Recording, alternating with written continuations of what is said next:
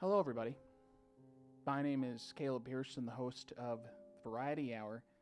Glad to have you back here with us, and if you're new, thanks for joining us. Now, today's portion of the podcast is Uber Weird, where I talk about crazy things that have happened to me as an Uber driver and sometimes even a chauffeur in my 7+ years in the industry. Now, the first question may come to mind as you're like, Caleb, why are you wearing a suit? Seems a little too formal for a podcast setup, and you're right. But the theme of the stories that I'm about to tell you today are, well, it's about a funeral.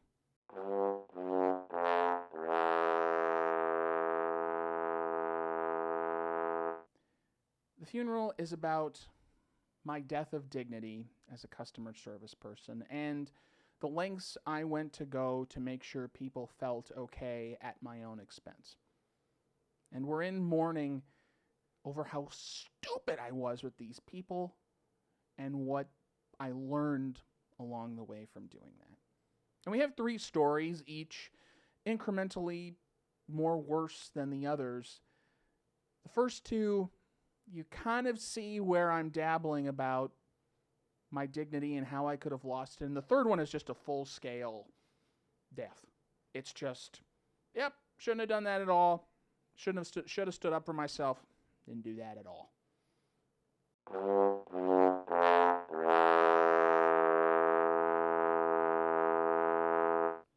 Now, the first story is a pretty simple one.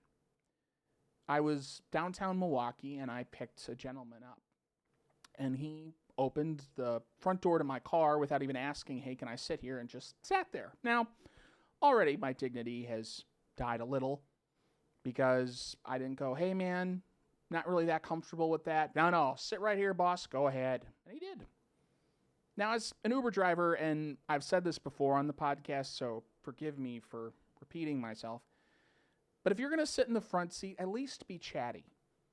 Otherwise, it's just this hunk of flesh sitting next to you, and you're like, okay, well, this is weird for the both of us, so now you're 6 inches away from me. This is great. This is so awesome. It's not, I can assure you.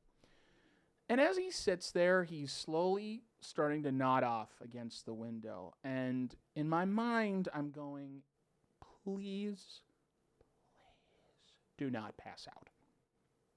And we're talking as best you can with somebody who's almost blackout drunk.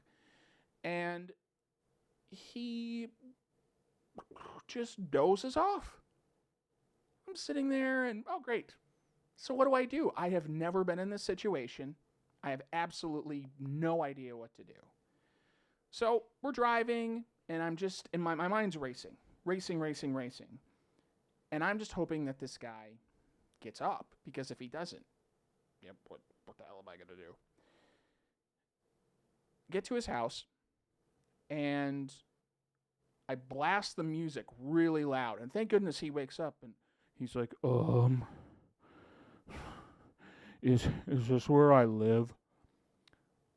I I don't know. You put the address in. I have no concept of where you live. I just know pickup point, drop-off point. That's it. That's all I know. And I said, well, I'm pretty sure. Yeah. Okay, thanks, man. And gets out of the car and walks up to the door and just stands there and stares at it for about 20 seconds. Now, my customer service brain is like, maybe you should go out and help this guy. I was just thinking to myself, maybe not. And then he does something that I find quite interesting. He stands there, and then all of a sudden, he just takes his head and leans it against the side of the building and moans.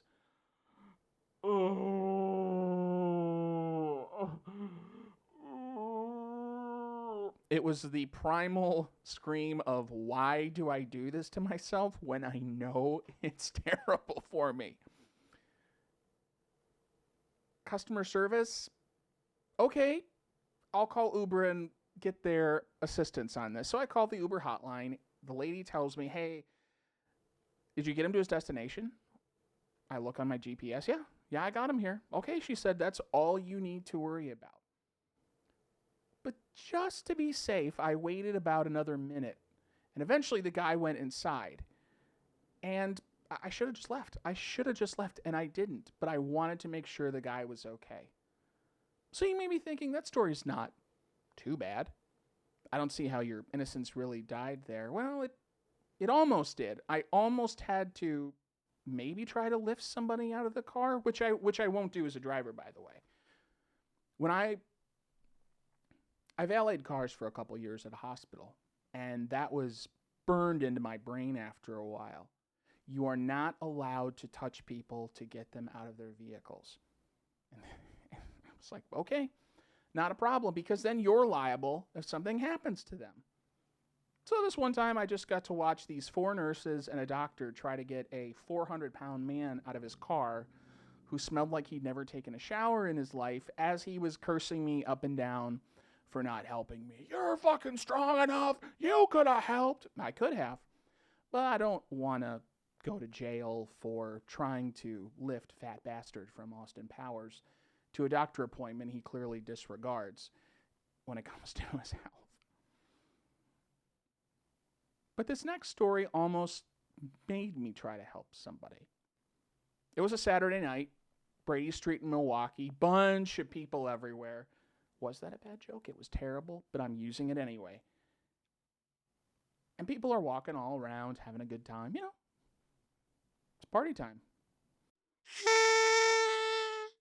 So I pull up to pick somebody up, and there's a gentleman, tall, athletic guy, and clearly it looks like his girlfriend. So he kind of waves me outside the car, so I go out, and he opens the door, and I'm just like, is everything okay? Yeah, everything's fine. Can you just make sure my fiance gets home safely? Oh, sure thing, buddy. I said, you're not going to go back with her? No, I got an hour to drink. I'm good. Okay. Don't be too chivalrous, my friend. And then he just kind of leans in and goes, she's really, really drunk. So please make sure she gets home. Okay. I mean, I thought that's kind of what you were supposed to do if you're almost getting married, but I guess not.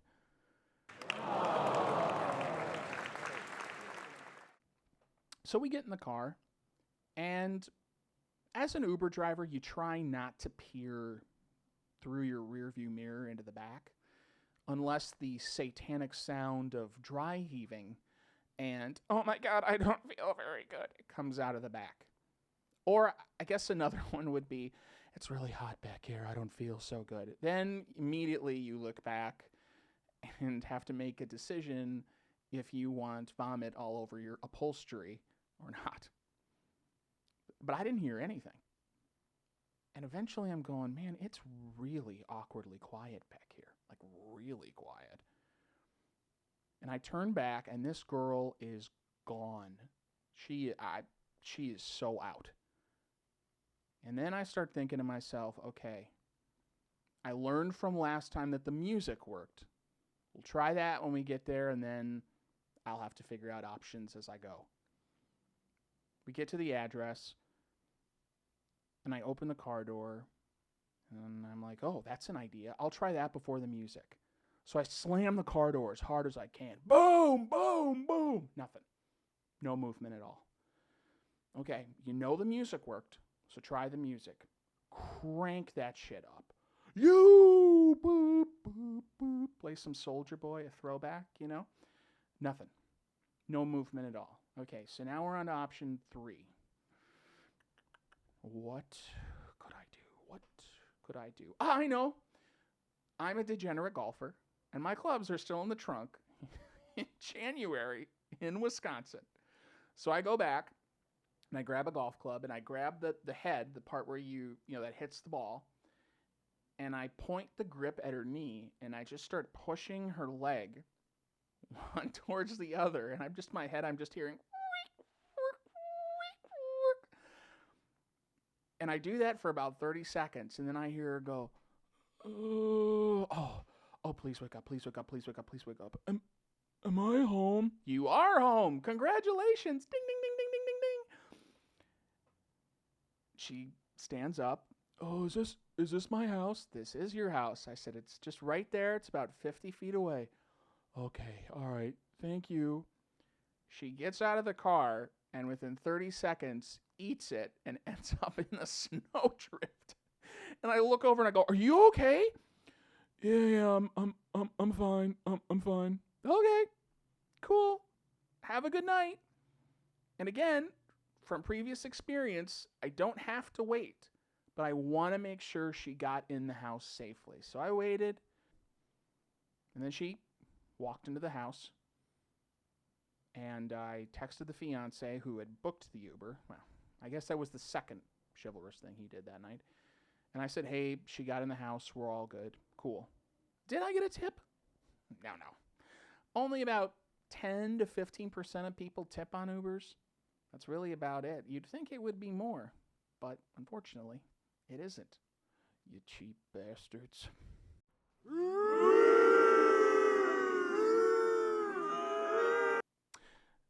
And then the final story. This is where my innocence and dignity died. And I realized that you need boundaries even in customer service, even though you're trying to help customers as best you can. So I go downtown and I pick up two gentlemen at a club. And they get in the car. Oh, hi, how's it going? Oh, it's great. How's your night? Awesome. Just standard small talk. Hey, can we go to the gas station and get some money from the ATM? Sure. I said, sure, let's get you over there. So I take them over to the gas station, and the one gentleman goes out. And the other one just pops out and sits right in the front seat. Do you mind if I sit here? Sure, man. I'm like, whatever. You seem like you're chatty. I'm all cool with it. And he looks at me and says, man, you've got really big arms. You must work out a lot. No, this time I wasn't working out at all. So immediately red flags went up because I'm like, you're full of baloney. Are you trying to flirt with me? I think you are, which is what this was, but it would turn dark pretty quickly. So his friend gets back in the car and he starts asking me questions that now, when you're an Uber driver, I don't think you would even touch with a 10-foot pole. But he starts asking me, hey, have you ever been blown by a guy before?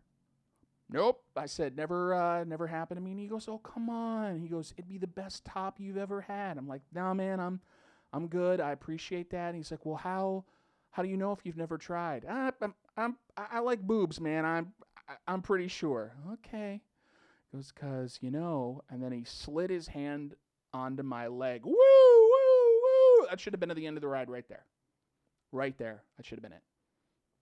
But in my mind, as the customer service person, I'm like, they're drunk.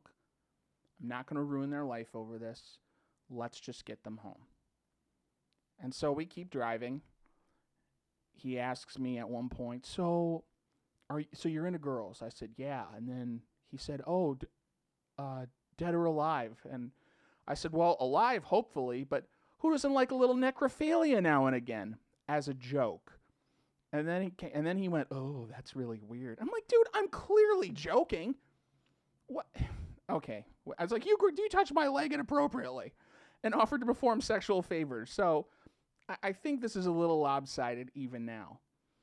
And as we got closer to the destination, he grabbed the back of my head like this and kind of pulled it forward. And I went, okay, that's enough.